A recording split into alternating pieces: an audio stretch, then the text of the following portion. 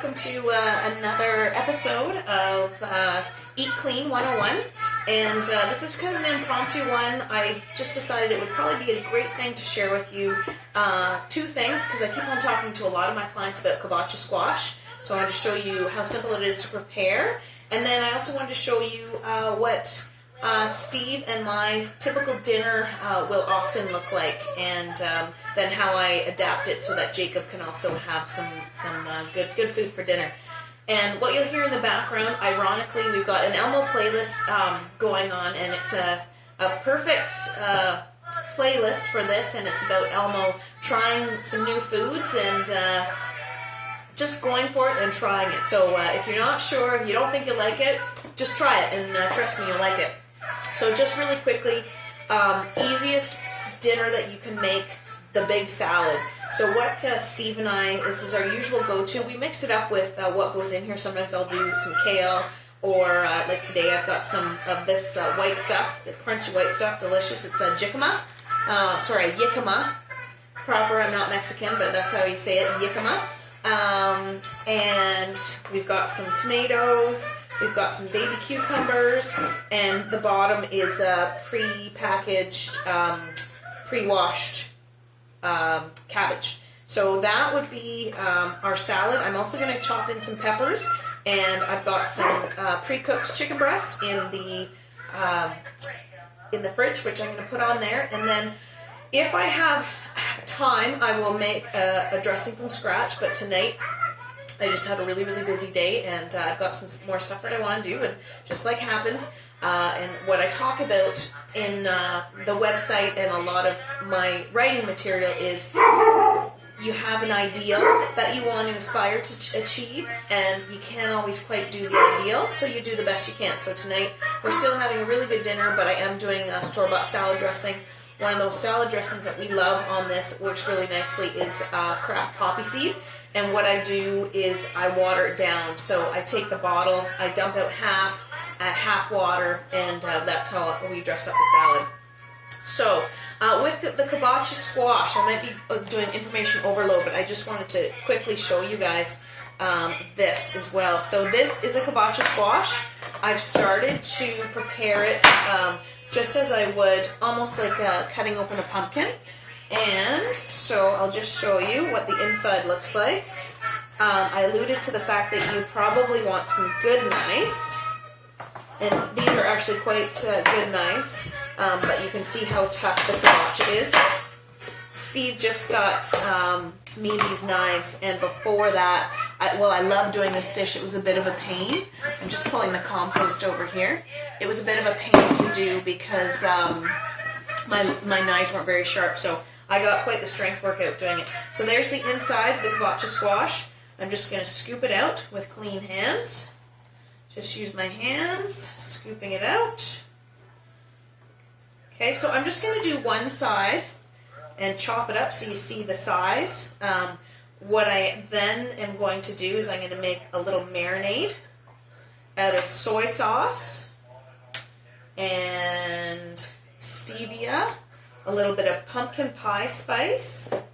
If I want to, what I really love doing as well is putting a little bit of chipotle chili pepper, but I've been staying away from that because Jake doesn't always like the spiciness. I'm just going to wash my hands here for a second so I can cut that up, and you can see what the size of the squash looks like.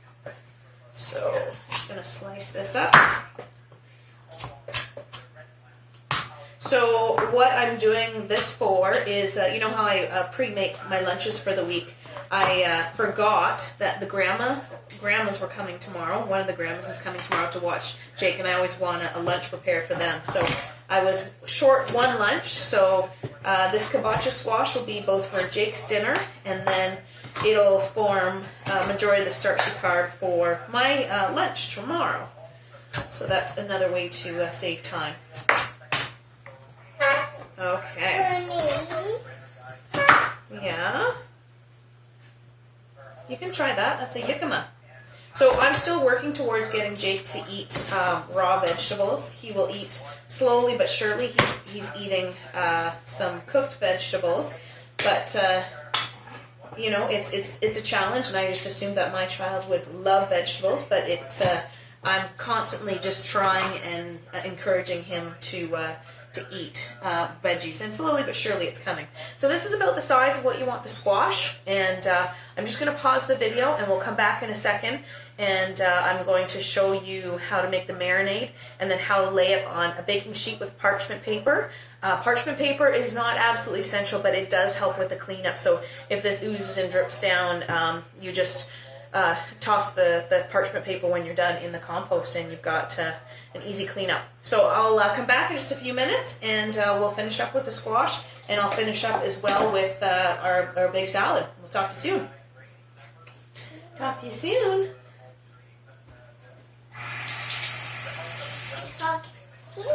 Talk to you soon.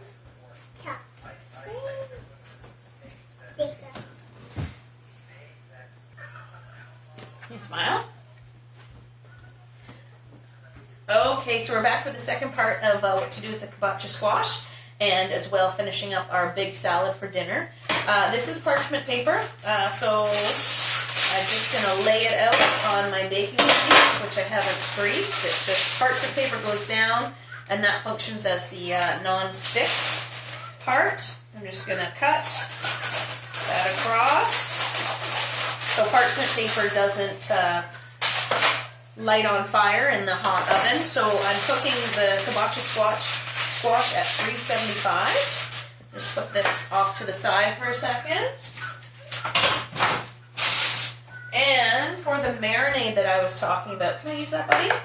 Cumin. I forgot to talk about cumin. That's one of the most important components of this. So I'm going to use, can I use that, bud? Thanks. About half a tablespoon of cumin. Now, measurements are not exact. I'm not a detail-oriented person. I'm a big picture-oriented person, so hopefully that works for most of you. Pumpkin pie spice. I'm going to do about a teaspoon. Okay. I'm just going to use a regular spoon to get in there for most of you. Careful, buddy. I don't want that dumped. Actually, I'll use a teaspoon so people know what that looks like. So, if you don't have pumpkin pie spice, do cinnamon, a nutmeg, and cloves. If you had it, that's basically what pumpkin pie spice is. But this is a convenient way to save some time. So we're going to do half a teaspoon of that. Maybe a little bit more. We'll do closer to a teaspoon. So I did about a teaspoon and a half of that. And then we're also going to use some stevia. Where did I put my stevia? There it is. So this is the type of stevia that I use. You can also use some liquid stevia if you want, but I found that this seems to work really well. I paid about $40 for this, and so far it's lasted me, I think I'm going on month 2, and I might be halfway through. So you don't need a lot. In this particular recipe, I don't know if you can see the spoon size. It's teeny tiny, so you're not really using much at all in terms of volume. I'm going to put 3 scoops in here. You can do more or less depending on what sweetness level that you like. And here's the chipotle chili pepper I was talking about. I'm going to add that at the end. If you don't have little kids that you have to worry about the spiciness. Thanks, buddy. Thank you. Yeah, Jacob's helping. So I'm just going to take a fork and mix that up a little bit.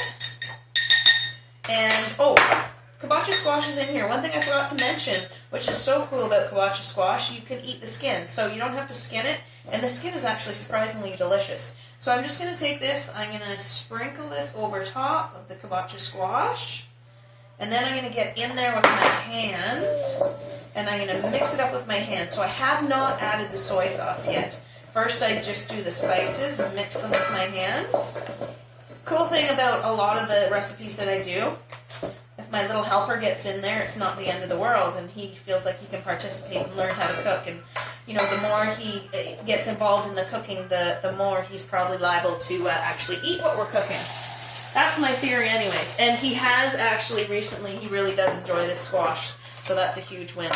So I'm going to probably put about a tablespoon and a half. So that's what a tablespoon looks like for those people who aren't familiar with cooking measurements.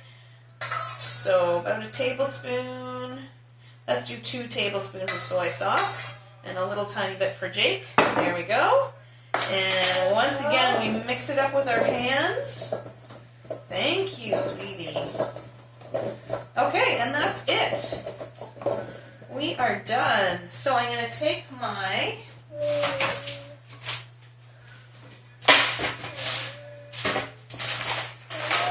Excuse me, hon. Take my baking pan here with parchment paper, and I'm just going to lay this out on there, and then I'm going to spread it out so that there's as much space in between each piece as possible. I'm going to pop that in the oven at 375 for about a half hour. I'll check on it in about 20 minutes. I've only overcooked this once, and it's no good if you overcook it, so be careful. I'm showing you two things tonight. Hopefully it's not the old information. What's Jacob doing? Finishing up our big salad. So, we've already got cabbage, jicama in there, baby cucumber, and we've got tomato, and now I'm doing some red pepper. Obviously, you can see you can customize this salad.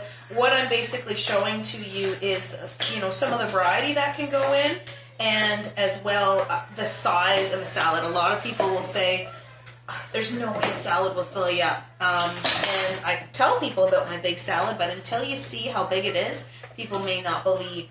It may take you a while to be able to digest that amount of veggies, but eventually your body definitely will adjust to that. The other way you can customize it, I love arugula, and it's nice to add in some just basic greens. So in my salad, we'll go some arugula. Steve does not so much care for it, so he doesn't get any, and we're doing some baby spinach. Do you have to have all this variety? No, not necessarily, but just the further along the eat clean continuum you get, the more adventurous you'll be able to get, and probably the more things you'll be able to pack in here once you get used to what your personal shopping list should be. And then the final thing we need to do in there is to add some clean protein or some lean protein. So this I actually made on Sunday night. It's now Thursday. And I'm going to put half a chicken breast. What's Jacob doing? Half a chicken breast in each one of ours. I'm going to leave that stuff out because, like I said, I'm also making a lunch for tomorrow. So the beautiful thing is I've got my lean protein already prepared, and it just takes me a few seconds to cut up into little squares. Good job, buddy. We're gonna have some wine tonight. Just make sure you don't hurt yourself with that, okay? For this. Maybe we don't want to play with this. Here, you can play with your spoon instead, or you can drink your milk, okay? Okay, trying to multitask here. I don't always have my full attention on Jake. Gotta make sure still that he doesn't hurt himself even as I'm teaching you guys. So we did half a chicken breast in each one of those, and then the other thing that I made on the weekend was a pot roast. This was free from beef that I got at the deli counter. I did mention before that for some reason where we shop, you can't get the antibiotic-free unless you go right up to the counter, which is fine by me because it probably means that it's fresher, and it's actually less expensive for some reason if you're not buying it when it's all packaged up and just on the display counter. So I'm just kind of guesstimating here. I'm going to do the equivalent of the second half of the chicken breast with this. Do you have to have two types of meat? Do you have to have meat at all? No, not at all. I'm just trying to, again, add variety and not have too much red meat at any one time. So there we go. There is the meal for Steve and myself. And I'm going to chop up some extra protein because I'm going to, like I say, I'm going to finish the lunch for myself tomorrow. The lunch that I'm going to make, I'm going to have a bunch of Kabocha Squash. So in terms of portion size, I'm probably going to have, maybe at least 2 cups worth of Kabocha Squash. That'll be my starchy carb.